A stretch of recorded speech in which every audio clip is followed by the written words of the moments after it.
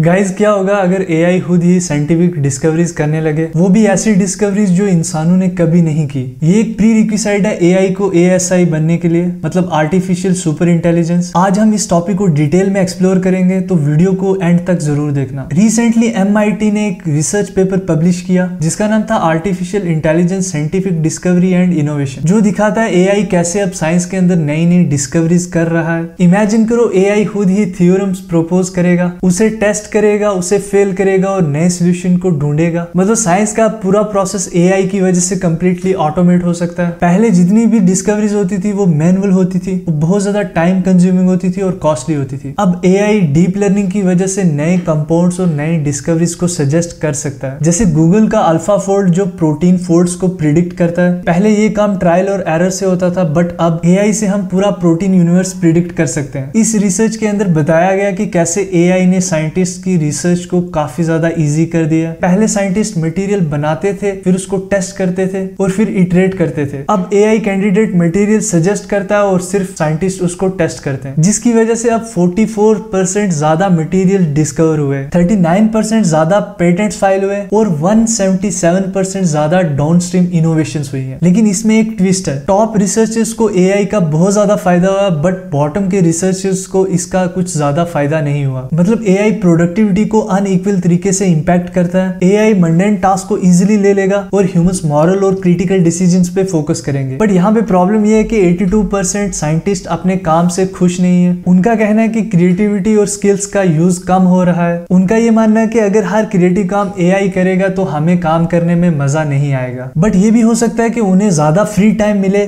जो उनको और ज्यादा क्रिएटिव टाइम पे काम करने का मौका दे, या फिर हम नई चीजों पे काम करने के लिए फ्री हो जाएंगे। अब हम एआई की स्टेजेस की बात करते हैं, तो पहला स्टेज था चैटबॉट्स जैसे GPT model, chat GPT, perplexity, Claude. दूसरा लेवल है रीजनिंग एआई जो हमें प्रॉब्लम सॉल्विंग में मदद करता है। और अब हम लेवल 4 एआई के ऊपर है, जो बेसिकली एक इनोवेटर का काम करता है, जिससे हम नए इन्वेंशंस कर सकते हैं। सकाना एआई मॉडल एआई साइंटिस्ट के अंदर ये सब कुछ दिखाया गया है, जिसमें एआई खुद ही आइडियाज क्रिएट करता है और उन आइडियाज को फिर टेस्ट करता है और अपनी रिसर्च को पब्लिश भी करता है। अब सवाल यह है कि एआई ही अगर हमारे लिए सब कुछ करेगा तो क्या हम अपनी असली इंटेलिजेंस से दूर हो जाएंगे? अगर हम अपने इंटेलेक्ट को एआई को दे देंगे, क्या हम समझ पाएंगे कि फ्यूचर में क्या हो रहा है? तो ये सारी सोचने वाली बातें हैं, बिकॉज हम अब जा रहे हैं एआई सुपर इंटेलिजेंस की तरफ। तो आपका क्या मानना है इसके बारे में कमेंट में जरूर बताना। तो ये एक इनसाइट था एआई रिसर्च के अंदर, जिसके अंदर एएसआई काफी ज्यादा हेल्प कर रहा है साइंटिस्ट को रिसर्च करने में। तो अगर ये वीडियो आपको इंटरेस्टिंग लगी तो इस वीडियो को लाइक करो और ऐसे इंटरेस्टिंग वीडियोस के लिए सब्सक्राइब करो मेरे चैनल को। तो मिलते हैं किसी अगली वीडियो में, तब तक के लिए सी यू।